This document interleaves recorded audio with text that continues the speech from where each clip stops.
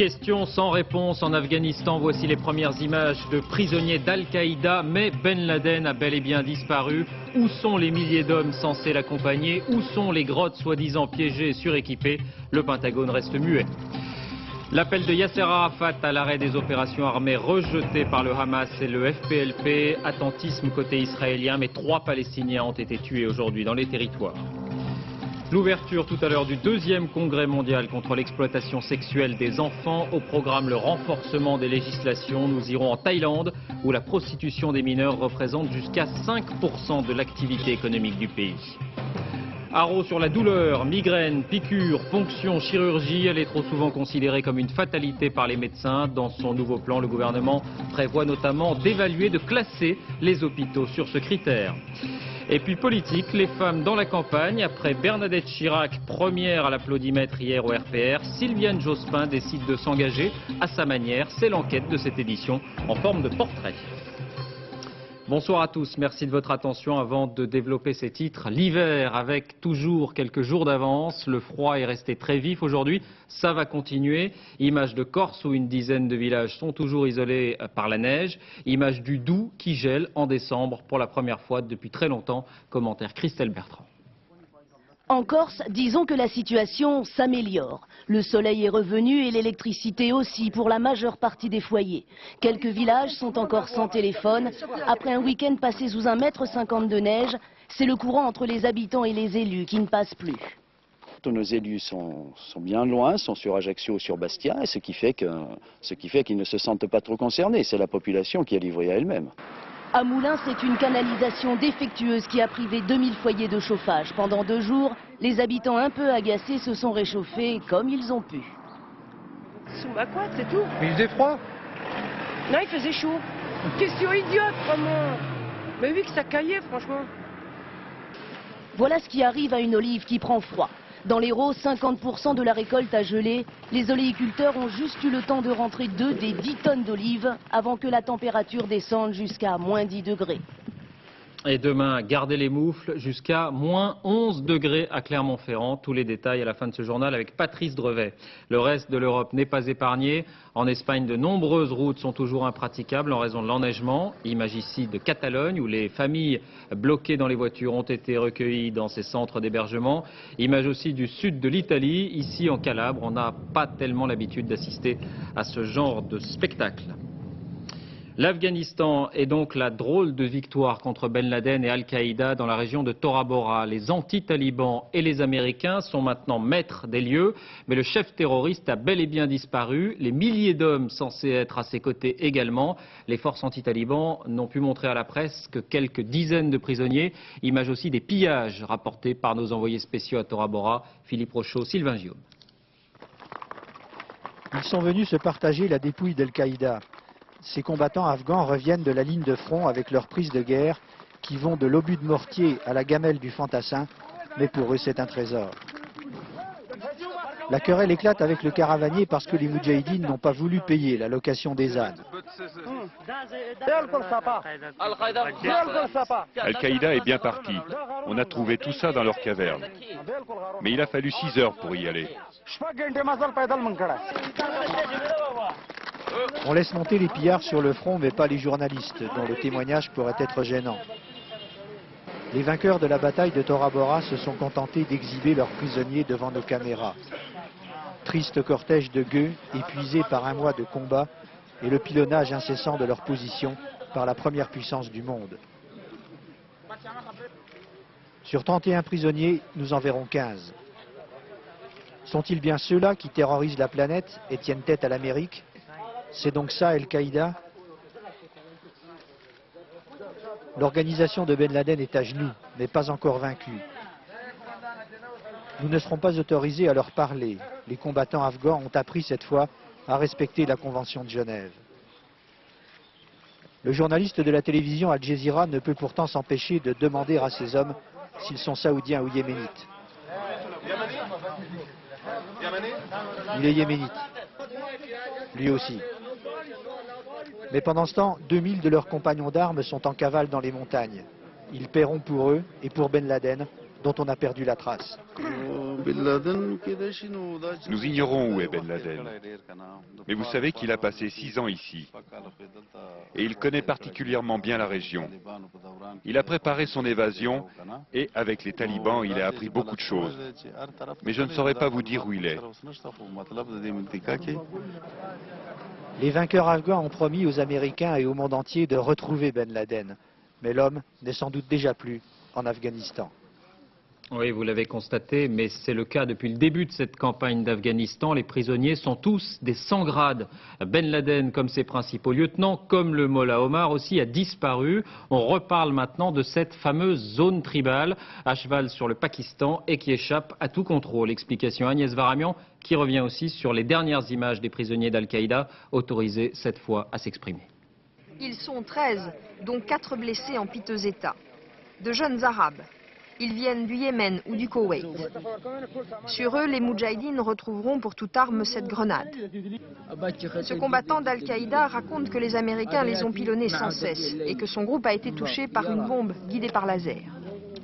Des combattants, mais pas d'Oussama Ben Laden. Il y a une semaine, et selon des médias aux États-Unis, les troupes américaines auraient repéré la voix du chef d'Al-Qaïda à la radio près de Tora Bora. Mais le Pentagone reconnaissait qu'il n'était pas localisé. Ben Laden est-il toujours en Afghanistan? Ou bien s'est-il replié au Pakistan, dans ce qu'on appelle la zone tribale, en rouge, sur la carte? 400 km de long, sur 100 à 150 de large, c'est un territoire de non-droit, interdit aux étrangers, où vivent, comme au siècle dernier, des tribus, où les Pakistanais ne contrôlent que quelques routes. Il est si simple alors de se dissimuler dans ces montagnes. Cette frontière, livrée aux réfugiés et à tous les trafics à dos de chameaux, n'a d'ailleurs de frontière que le nom. Pas de nouvelles non plus du Mollah Omar. Le chef suprême des talibans a pourtant négocié la reddition de ses hommes avec les Moudjahidines avant de disparaître de Kandahar où sa maison a été bombardée.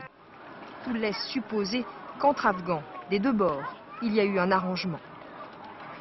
Après 2 mois et 10 jours d'offensive, les Américains ne détiennent donc aucun chef taliban, aucun responsable d'Al-Qaïda. Donald Rumsfeld, le secrétaire à la Défense, en visite aujourd'hui en Afghanistan, affirmait que ses troupes ne partiraient pas sans avoir terminé le travail. Philippe Rochaud, vous êtes en direct avec nous de Jalalabad, donc pas très loin de Tora Bora. Première chose, ces fameuses grottes, on parlait de cavernes fortifiées de 350 mètres de profondeur. Alors est-ce qu'on en a exagéré l'importance ou bien est-ce que les anti-talibans sont en train de les fouiller à l'écart des journalistes ? Certainement, l'importance de ces cavernes a été exagérée puisque jusque-là, les témoins qui ont pu visiter ces cavernes parlent uniquement de cavernes de 6 mètres sur 6 et non pas de 350 mètres. Jusqu'à maintenant, on n'a pas encore retrouvé le fameux bunker de Ben Laden dont on parlait tant et peut-être même qu'il n'existe pas. En ce moment, les Américains sont en train de fouiller ces cavernes, de regarder aussi ce qu'ils trouvent sur les corps des victimes pour essayer de remonter la filière Ben Laden, mais nous n'avons pas les résultats de ces enquêtes. Deuxième chose, Philippe, le Pentagone indiquait la nuit dernière que 2000 hommes se seraient échappés de Tora Bora avec Ben Laden. Est-ce que c'est plausible? Est-ce que 2000 hommes peuvent s'échapper ainsi alors qu'on dit que des moyens de surveillance très sophistiqués sont en place? Oui, il y a beaucoup d'hélicoptères qui surveillent la frontière entre l'Afghanistan et la zone tribale, mais vous savez, on a beaucoup exagéré ces chiffres. Au début, on parlait de 10 000 combattants arabes encerclés par les forces afghanes.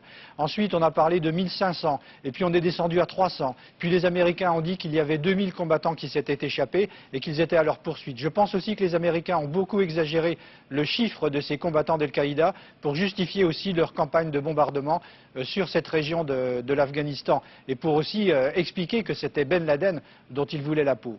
Merci Philippe Rochaud. On a indiqué hier qu'un homme qui prétend posséder la nationalité française figure parmi les volontaires d'Al-Qaïda, aujourd'hui prisonnier au Pakistan. Toujours pas de confirmation officielle, mais selon les services secrets français, plusieurs dizaines de militants islamistes français pourraient effectivement avoir fait ce choix. Voici un document, le témoignage d'un de ces convertis au djihad. Il a été recruté, entre guillemets, en région parisienne et il a été jusqu'à s'entraîner dans les camps militaires afghans. Enquête Thomas Dandois, Omar Gendouz. La vie clandestine des camps d'Afghanistan. Très peu sont ceux aujourd'hui qui acceptent d'en parler. Pour Karim, nous l'appellerons ainsi, tout a commencé en 1995 sur un marché de la banlieue parisienne. Des frères, comme il dit, lui ont tendu la main.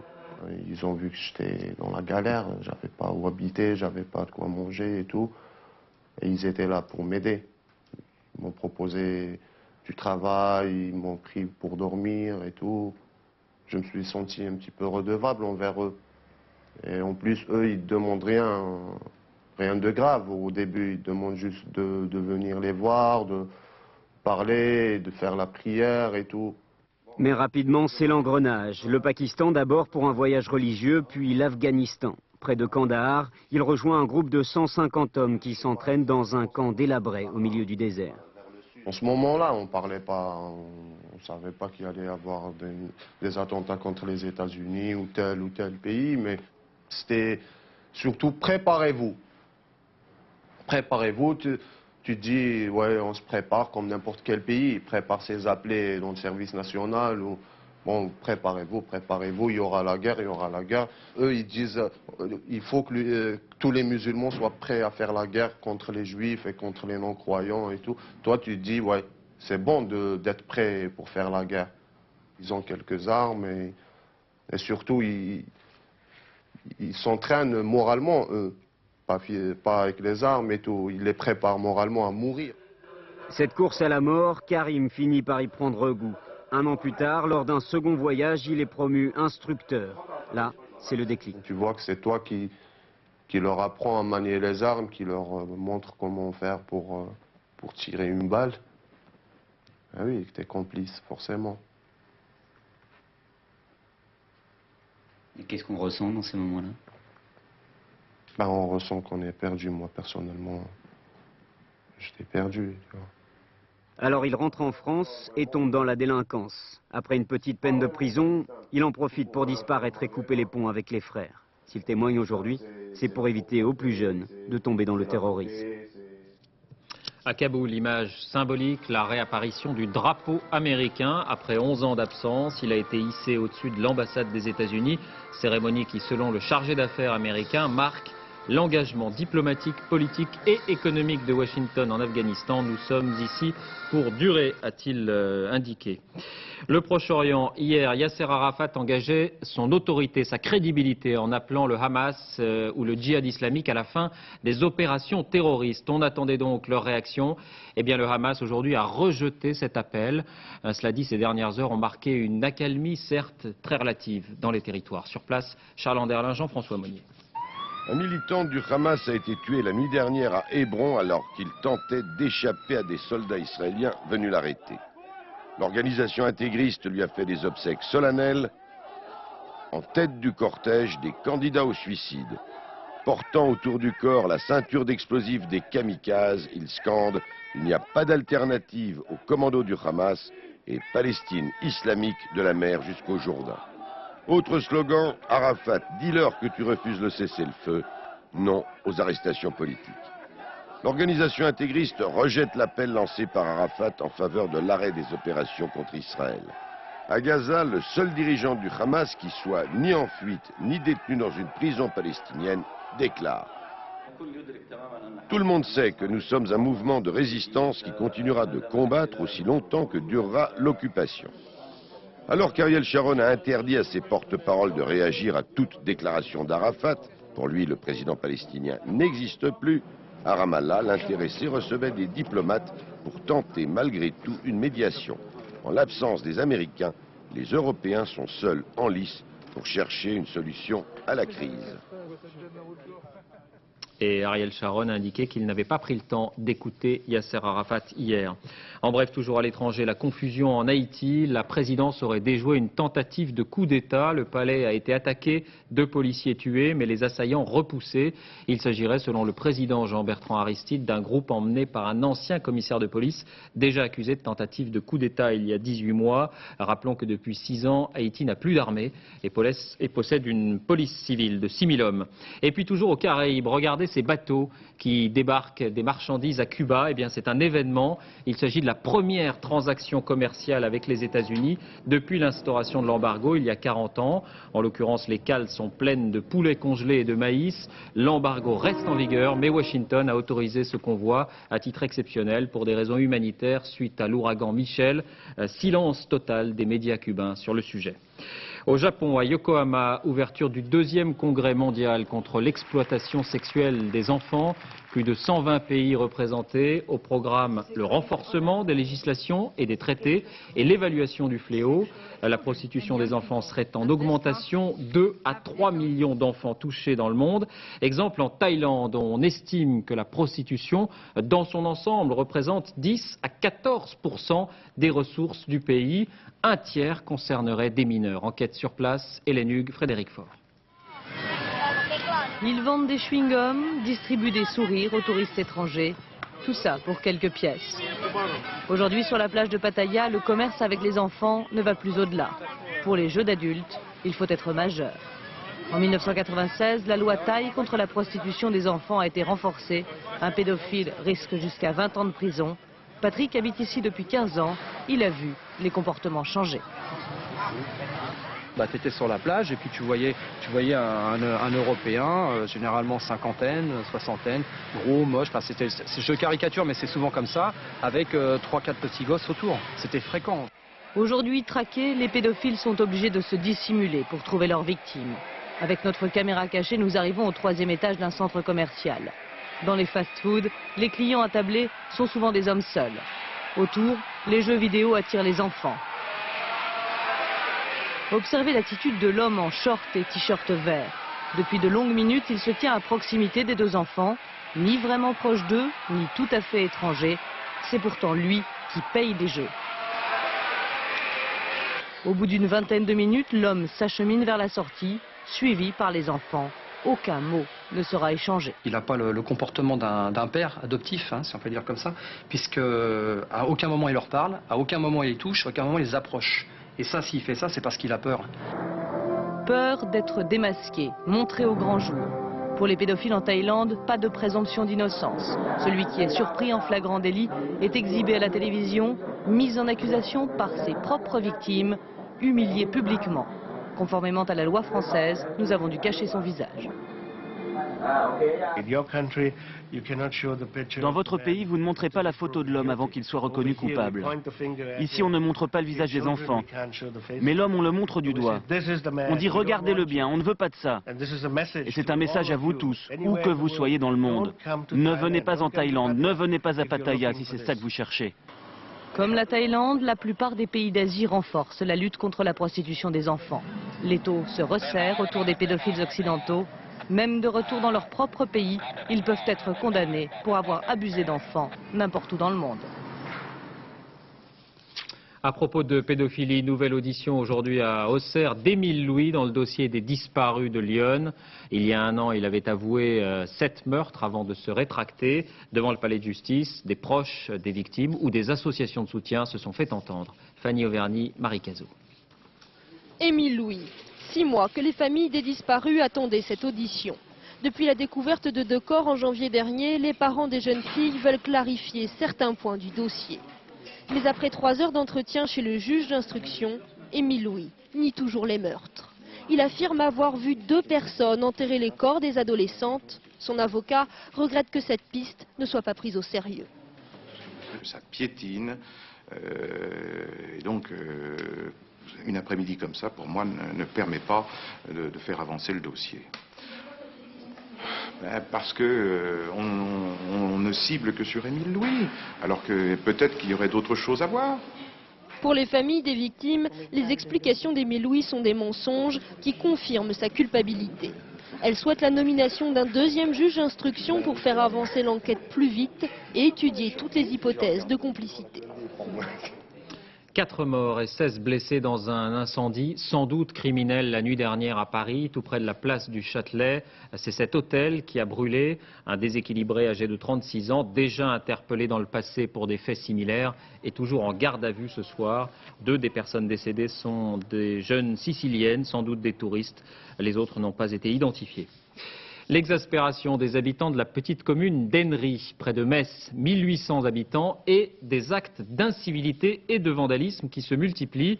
Le maire menace de supprimer des aides aux parents d'enfants vandales. La sous-préfecture devra se prononcer sur la légalité de cette disposition. Valérie Fourniou. Pour faire régner l'ordre, monsieur le maire utilise les grands moyens, la menace. Celle votée à l'unanimité par son conseil de suspendre les aides sociales aux familles des jeunes qui perturbent son paisible village de 1758 habitants, peu habitué à l'art des tags des cités. À partir du moment où on ne peut plus raisonner les jeunes et où les parents, lorsqu'on les contacte, on les supplie de faire quelque chose pour que ça change, à partir du moment où les gens ils n'ont que des droits mais aucun devoir, il faut quand même qu'on arrête, quoi. Il faut qu'on fasse quelque chose. Clos dévissé devant l'école du village, dégradation des buts de hand, voilà pour les installations municipales. Quant aux habitants, les insultes, les jets d'œufs sur leur façade et les pétarades de vélomoteurs leur mettent les nerfs à vif. La musique surtout, jusqu'à au moins 1h, 2h du matin, selon le temps c'est toujours pareil. Les jeunes boivent un verre et puis ils ne regardent pas au bruit. C'est décidé, nous on a décidé de partir. Hein. Que maintenant le maire fasse quelque chose, je pense que c'est un peu tard. Mais pour mettre sa menace à exécution, le maire doit encore attendre que le préfet de Moselle valide la délibération du conseil municipal. En bref, justice, Roland Dumas retrouve sa robe d'avocat. À 79 ans, il défendait à Orléans un jeune homme accusé de vol avec arme. « Je suis disponible, je reprends mon travail », a-t-il simplement expliqué. Santé, c'est l'un des principaux sujets de préoccupation des patients, mais ça n'est pas forcément le cas pour les médecins. La douleur, comment lutter contre? Il y a 3 ans, le gouvernement avait encouragé à la consommation d'antalgiques et ouvert des centres spécialisés. Nouvelle mesure aujourd'hui, avec notamment un système d'évaluation des établissements, ceux qui font des efforts et ceux qui en font moins. La formation d'infirmiers spécialisés, 125 au total qui circuleront entre les services dans les hôpitaux. Et puis l'ouverture prochaine d'un centre expérimental consacré à la migraine de l'enfant à l'hôpital Trousseau à Paris. L'enfant qui d'une manière générale est au cœur de ce nouveau plan. Reportage dans une salle de réveil à l'hôpital Necker. Jean-Daniel Flézaquier, Martin Cali. Dans son berceau, Kitri se réveille doucement. C'est sa 2e intervention depuis sa naissance il y a 6 semaines. Maman et papa sont rassurés parce que Kitri a reçu de la morphine pour la calmer. Elle s'est déjà fait opérer, on l'a donnée toutes les 4 heures aussi. Elle était bien calme, c'était très agréable et pour elle et pour les parents. Chez l'enfant, comme chez l'adulte, la douleur n'est pas une fatalité et rien ne justifie de laisser souffrir un tout petit. Je pense qu'on peut bien contrôler sa douleur et pas toujours bien son inconfort. Qu'il est difficile pour lui parfois de ne pas téter, de ne pas aller dans les bras, d'être attaché. Par contre, sur le plan de la douleur même, nous avons les molécules capables de le soulager. Exemple, la morphine délivrée par cette pompe.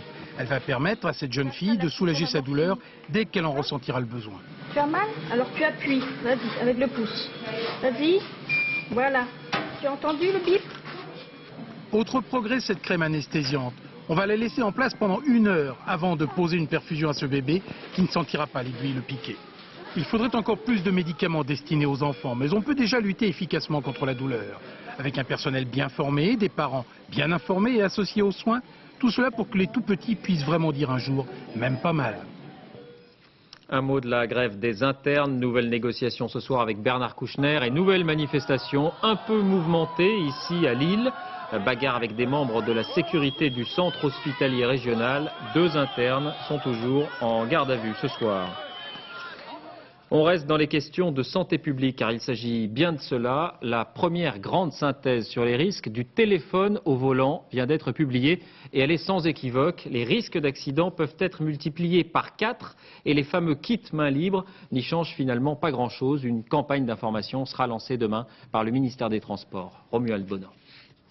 Dans ce véhicule test, des caméras et des capteurs espionnent des automobilistes qui téléphonent au volant. Manque de concentration, gêne dans la conduite. Cette étude scientifique montre que le risque de collision est multiplié par 4 pendant un appel. Entre téléphoner et conduire, le conducteur doit choisir, car son cerveau ne peut réaliser efficacement ces 2 activités à la fois. Ce sont en effet les mêmes ressources cérébrales qui sont sollicitées. Du coup, pour les experts, en cas d'urgence, l'automobiliste branché sur portable se met en situation de quasi-accident. Premièrement, une certaine fixité du regard, droit devant. au détriment évidemment de la surveillance des rétroviseurs. Mais que voit-il, ce conducteur, lorsqu'il regarde droit devant? Et le deuxième point essentiel, c'est une augmentation très importante du temps de réaction de 50%. Si pour les scientifiques, le cellulaire au volant est dangereux, en France, aucune loi n'interdit au sens strict l'utilisation du portable en voiture, ce que dénoncent certaines associations. Nous sommes dans une société de la performance et qu'il y a une pression très forte pour rendre productif le temps de conduite. Et ça n'est pas possible. Je veux dire, conduire est une tâche qui ne se partage pas. Attention aux offres trompeuses, le code de la route impose de rester maître de son véhicule en toutes circonstances. Vous pouvez donc être verbalisé même si vous utilisez un portable en kit main libre. Prix de l'amende 35 €, majoré à 152 € si vous commettez une autre infraction au même moment. Politique, la France est encore très loin des campagnes à l'américaine, mais les femmes des candidats sont de plus en plus sollicitées à quelques mois de la présidentielle. On a vu ce week-end encore que Bernadette Chirac, très applaudie ici au 25e anniversaire du RPR, était un élément important du dispositif de campagne du président de la République. Il y a 15 jours, vous le voyez, c'était Elisabeth Bayrou qui était présentée en grande pompe par le candidat de l'UDF à la tribune. Alors question, qu'en est-il de Sylviane Jospin? L'épouse du Premier ministre n'a jamais souhaité mélanger les genres. Philosophe et écrivain, elle n'a jamais exercé de mandat. Mais elle a fini par accepter, il y a une dizaine de jours, de participer elle aussi à la campagne. Quel sera son rôle, sa place, qui est-elle vraiment? C'est le dossier de cette édition, portrait signé Laurent Hakim et Nadine Picard. Sylviane qui rend hommage aux victimes new-yorkaises du 11 septembre, ou encore en balade sur les plages de l'île de Ré, c'est avant tout Sylviane Jospin. Pas facile donc de s'y retrouver lorsqu'elle réapparaît sous les traits de Sylviane Agacinski. Voilà, je savais que j'avais. Sylviane Agacinski. Depuis un peu plus de 7 ans qu'elle est devenue Madame Jospin, Sylviane est aussi restée Madame Agacinski, philosophe et écrivain. Alors ce n'est pas l'aventure de Matignon depuis 97 qui pourrait bouleverser les choses et par exemple l'empêcher d'aller comme avant, bûcher à la bibliothèque. Pourquoi je ne pourrais pas? Mon mari me laisse beaucoup de temps. Parce qu'il est très pris lui aussi. Si on la connaît si peu, c'est sûrement parce que Sylviane Agacinski cherche autant la notoriété comme philosophe que la discrétion comme épouse. Loin des fastes de la République, qu'elle ne goûte qu'avec parcimonie, elle préfère de loin pour son travail l'austérité et la solitude. J'ai besoin de beaucoup de solitude et de silence pour travailler. Ça, je crois que c'est le lot des gens qui travaillent, en tout cas qui écrivent. Oui. Ce n'est pas un métier que d'être épouse, dit-elle. Alors l'épouse de Lionel Jospin continue comme avant ses rendez-vous avec son éditeur. Au hasard d'un couloir, Jean Lacouture demande des nouvelles du Premier ministre et l'on en apprend un peu plus sur les prochaines vacances hivernales à l'île de Ré. Porquerolles, tout ça, ce serait mieux un peu. Vous il ferait plus chaud, là-bas. On va se cailler là-bas. Non, parce que c'est... Ça va, la forme, ça va, il est... Oui. Pour faire de la politique, pas question de solliciter un mandat. Sylviane Agacinski préfère rester une égérie. C'est en tout cas l'influence qu'on lui prête sur la parité. L'un de ses ouvrages, Politique des sexes, aurait, dit-on, inspiré les législateurs. J'ai senti que ces arguments venaient quand même bien, venaient en renforcer, si vous voulez. C'est toujours important de légitimer théoriquement, philosophiquement, des choses qui paraissent et qui paraissaient un peu à tout le monde. Hein. Vous avez vu les sondages à l'époque, tout le monde pensait que c'était scandaleux qu'il y ait 6% de femmes à l'Assemblée nationale en 1996. Et puisque Sylviane Jospin veut continuer à vivre comme Sylviane Agacinski, on peut facilement la croiser pendant ses courses de Noël dans son quartier. Bonjour madame. Avec sa sœur Sophie, comédienne et femme de Jean-Marc Thibault, le mythe de la femme réservée en prend un sacré coup.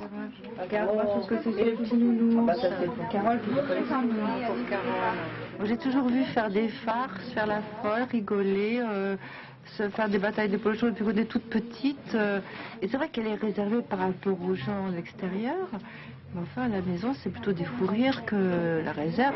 Agacinski ou Jospin, sur la scène de la campagne électorale, le jeu de rôle que Sylviane s'efforçait de respecter risque d'être un peu perturbé. On me demande parfois si les responsabilités de mon mari ne me créent pas trop d'obligations, comme on dit. Et je réponds non, finalement, pas tellement. Sylviane, le meilleur atout de Lionel, comme on dit à Matignon, a décidé de s'investir dans la campagne du candidat probable, quels que soient les imprévus. Marie est encore au téléphone. Politique toujours, mais au Portugal, où une nouvelle donne est en train de se dessiner. Après le revers du PS aux élections municipales, le Premier ministre António Guterres a remis tout à l'heure sa démission. Il y aura donc des législatives anticipées. Il faut éviter la confusion, a-t-il expliqué. L'opposition social-démocrate l'a emporté notamment dans les 3 plus grandes villes, Lisbonne, Sintra et Porto. Le Portugal, à son tour, livré en kit euro, comme la Grèce et surtout l'Allemagne. Les Allemands, connus pour leur attachement au Deutschmark, dont on attendait les réactions. Résultat, comme partout ailleurs, les kits se sont arrachés. Sur place, David Boyer.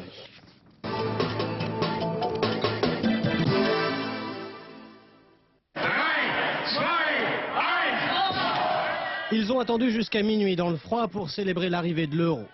La nouvelle monnaie ne se cache plus, c'est même devenu une mode. Dès hier soir, on s'arrachait les premiers sachets de pièces.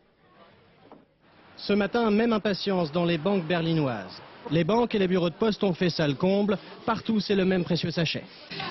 Pour 20 marques, vous avez 20 pièces, soit 10 € et 23 centimes. Sur les nouvelles pièces, des symboles nationaux qui rassurent, comme l'aigle allemand ou encore la porte de Brandebourg. Des pièces qui en tout cas remportent un vrai succès. En une seule journée, la moitié des kits a déjà été vendue. Je voulais surtout regarder les pièces, c'est pour ça que je l'ai acheté. J'étais très curieux de les découvrir. Les Allemands découvrent les euros et se séparent sans trop de difficultés du marque fort. J'ai été très surpris, les sondages prévoyaient déjà beaucoup d'intérêt, mais ça a dépassé toutes nos espérances. On voit qu'aujourd'hui, il ne nous reste plus rien. L'engouement des Allemands a surpris tout le monde. Les 53 millions de kits initialement prévus ne suffiront pas à calmer cette fringale d'euros. Les banques ont donc décidé de doubler la mise dans les prochains jours. Elles puiseront dans leur propre stock de pièces pour satisfaire tous leurs clients. Et puis, image de la machine qui va détruire les francs. Elle a été joliment baptisée la trouilloteuse et il y en aura 50 000 à partir du 1er janvier. Les billets ainsi percés n'auront bien sûr plus aucune valeur. Incident entre Greenpeace et un baleinier japonais au large de l'Antarctique. Les militants tentaient de ralentir le transfert des cétacés harponnés. Le Japon, rappelons-le, continue de chasser la baleine, mais parle d'exploitation scientifique. Frédéric Vion. La scène qui va se dérouler, aucune caméra n'était parvenue à la filmer depuis plus de 10 ans. Une baleine vient d'être harponnée par un navire japonais. Une pratique totalement illégale depuis l'interdiction de cette chasse en 1986. Une interdiction que plusieurs pays, dont le Japon, bafouent pourtant chaque année, plus ou moins clandestinement. Lors d'une campagne de pêche, un baleinier comme celui-ci tuera de 4 à 600 cétacés, d'habitude bien sûr, le plus loin possible des caméras. Car cette chasse est aussi une guerre médiatique. Aux hommes de Greenpeace qui gênent leur pêche et surtout qui la filment, les marins répliquent en images, expliquant sur ces panneaux qu'il s'agirait là d'une pêche scientifique. Un alibi qui permet surtout évidemment de contourner l'interdiction, à laquelle le Japon est supposé être lui aussi soumis.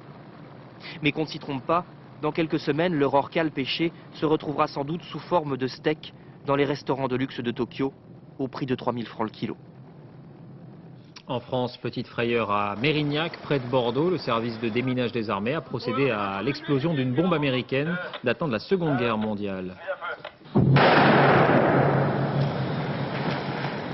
Précaution maximum, l'engin était recouvert de 440 tonnes de sable et de bottes de paille pour contenir l'onde de choc et les éclats.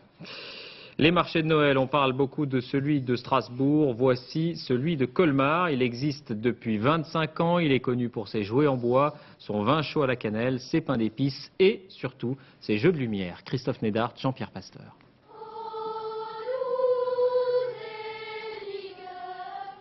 La nuit tombée, ce sont les enfants qui donnent le signal. En quelques instants, la vieille ville se transforme en décor d'opérette. 900 points lumineux, pilotés par ordinateur, sont discrètement disséminés dans la cité. Du coup, le patrimoine architectural prend un autre visage. Par rapport à des éclairages de face, les éclairages de détail révèlent l'architecture. Et par exemple ici, les arches sont soulignées par cette lumière. De proche, vous ne voyez même pas les projecteurs. Grâce à cette mise en lumière, le marché de Noël de Colmar attire de plus en plus de touristes. 1 million de personnes sont attendues cette année, ce qui en fait le deuxième marché de Noël alsacien. des visiteurs impressionnés par ces illuminations. Tout est éclairé, mais pas seulement les vitrines, mais aussi les intérieurs des maisons, tous les supports de fenêtres, les toits.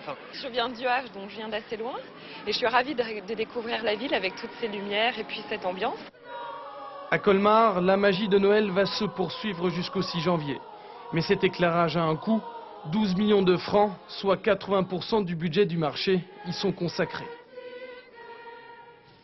On passe de l'Alsace à la Touraine. Elle est très appréciée pendant les fêtes. La Géline, surnommée la Dame Noire, cette poule à la chair blanche, particulièrement tendre, est remise au goût du jour. Le label rouge a été obtenu en novembre dernier. Reportage Christophe de Valambra, Alain Darigrand.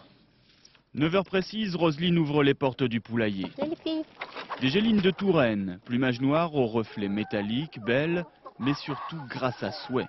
Car les poules sont élevées en plein air, au grain, et pendant au moins 4 mois, pour une viande de qualité supérieure. Elle prend le temps de faire sa chair. Nous, de notre côté, on ne les pousse pas trop non plus pour pouvoir les faire grandir. Elles vont à leur rythme. En novembre dernier, la Dame Noire a acquis ses lettres de noblesse en obtenant le label rouge. Et pourtant, la race avait bien failli péricliter. Dans les années 50, on lui a préféré des volailles plus rapides à élever, plus rentables. L'élevage a complètement disparu. Dans les années 80, des amateurs ont récupéré des sujets où il n'y avait eu aucun croisement. Ils ont mis les œufs à couver, ils ont commencé à faire une petite sélection. Et dans les années 90, des éleveurs ont décidé de relancer la production de cette volaille. On se prend vite de passion pour elles. Elles sont très attachantes. Et je les aime bien dans l'assiette aussi. La géline est devenue l'une des spécialités des menus de Touraine. Une chair très blanche, très tendre, avec une légère saveur de gibier. Dans le registre noisettes, mais noisettes grillées et puis très fermes. Fermes, une bonne tenue en bouche. Les ventes de Gélines de Touraine vont croissantes depuis sa renaissance. La Dame Noire s'invite de plus en plus souvent au grand repas de fête. La fin d'une expérience étonnante. 14 cobayes, 14 personnes sont restées allongées pendant 3 mois complets, 90 jours. À des fins de test. Il s'agit notamment d'une expérience menée pour évaluer les effets physiologiques d'un séjour dans l'espace de long terme. Ils se sont relevés aujourd'hui à Toulouse. Muriel Lassaga, Olivier Combes. Ils sont là après 3 mois passés dans un lit incliné à 6 degrés. Allongés 24 heures sur 24 pour manger, se laver, s'occuper, parfois sans peine. La condition sine qua non pour reproduire au mieux les effets de la pesanteur.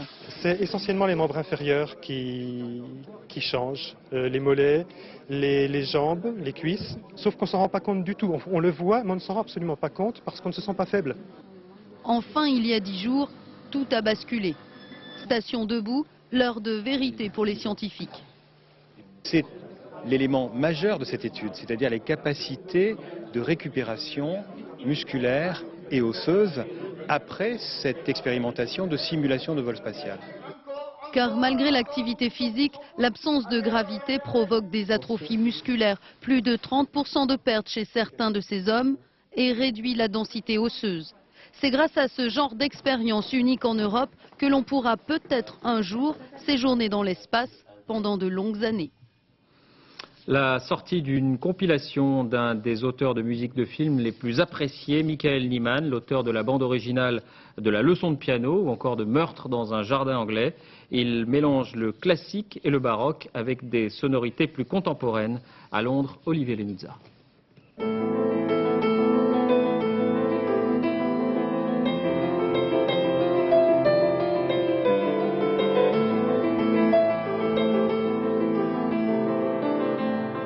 La leçon de piano, un film de Jane Campion.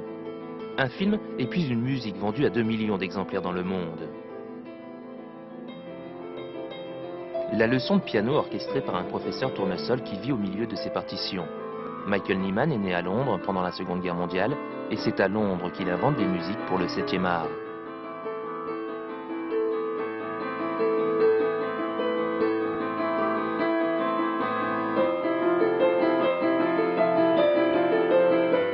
Depuis 20 ans, l'ancien critique musical collabore avec des metteurs en scène, Volker Schlondorf, Nell Jordan, Patrice Lecomte et bien d'autres, et surtout Peter Greenaway.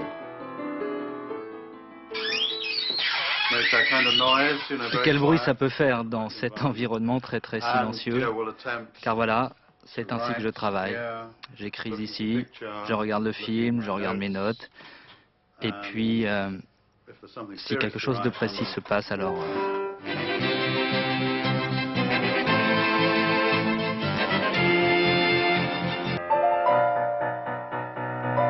Meurtre dans un jardin anglais, un thème de Purcell revisité par l'artisan musicien. Si vous n'êtes pas un compositeur traditionnel, vous faites tout avec l'ordinateur, vous écrivez, puis vous imprimez. Moi, tout ça, je peux pas. Pourtant, un jour, les ordinateurs finiront par tout emporter. Le temps d'une après-midi, Michael Nyman nous a reçus chez lui, dans son jardin anglais. Le compositeur mêle avec une grande liberté le minimalisme et le rock, la musique de film et les mélodies baroques. Surnommé par ses pairs le dandy conformiste, Michael Nyman nous a offert sa leçon de piano. Football, le ballon d'or remis chaque année par notre confrère France Football, il a été attribué à l'attaquant anglais de Liverpool, Michael Owen. Il récompense la saison de ce buteur exceptionnel de 22 ans, très esthétique aussi, qui récemment a marqué 3 des 5 buts de l'Angleterre face à l'Allemagne en éliminatoire de la Coupe du Monde. C'était le 1er septembre dernier. Football toujours, on a beaucoup parlé ce week-end des exploits de ces clubs qu'on appelle les petits poussés de la Coupe de France. Saint-Priest, vainqueur de Lille, ou Libourne, tombeur d'Auxerre. Tout le monde s'en souvient, il y a 2 ans, c'est Calais qui avait créé la surprise. Les amateurs étaient arrivés en finale de la Coupe de France. Eh bien, 2 ans plus tard, qu'en est-il? Quelles ont été les retombées? Vous allez le voir, le club qui est dernier du classement en 3e division est en pleine déroute. Reportage Julien Hérichon, Christophe Vignal. C'est un soir de novembre à Calais. Il y a 1 an et demi, les amateurs nordistes jouaient la finale de la Coupe de France. Cette saison, Calais est déjà éliminé de la compétition et souffre à la dernière place de son championnat. 0 victoire en 18 matchs. Qu'importe, les supporters supportent. On est tous fidèles, on aime bien l'équipe, malgré qu'elle est en dernière position, mais bon, on sera toujours présent. Le 7 mai 2000, c'était hier. Les Calaisiens ouvraient la marque en finale face à Nantes. Malgré la défaite, ils étaient les héros de France. Hier, les sourires, les joies, la coupe du bout des doigts. Aujourd'hui, les galères. Ladislas Lozano, l'entraîneur emblématique du club, est parti. Il a fallu le remplacer. Relève assumée. Je savais que la succession de Ladislas Lozano serait difficile. Je l'ai accepté, on ne m'a pas forcé pour venir. J'avais d'autres possibilités, j'ai choisi celle-là. Hier, Réginald Beck était le capitaine de Calais. Les interviews, l'effervescence et les médias. Aujourd'hui, l'anonymat. Malgré les propositions, les rêves de grandeur, la plupart des joueurs sont restés au club. Ces amateurs dans l'âme ont préféré l'ombre à la lumière. C'est pas facile parce que bon, c'était des moments tellement intenses et puis tous ces gens qui nous le rappellent régulièrement. Donc même si nous, on veut essayer de l'oublier, bon, il y a toujours des gens qui nous le rappellent et c'est pas simple. Contre vents et marées, ils avaient tenu tête aux grandes équipes professionnelles. De cette belle aventure, les Calaisiens n'ont gardé que des souvenirs. Fin de cette édition, à suivre la météo, Patrice Drevet, pull et doudoune toujours de rigueur. Donc l'info sur France 2, minuit 15, le dernier journal Jean-Claude Renaud. 7h50 aux 4 vérités, Françoise Laborde recevra Faïda Kefi, ambassadrice de Tunisie en France. 13h, Daniel Bilayan. On se quitte comme chaque soir à partir de cette semaine en feuilletant un livre pour enfants, c'est Noël. Ce soir, les 10 soleils amoureux des 12 lunes, un conte chinois. À demain.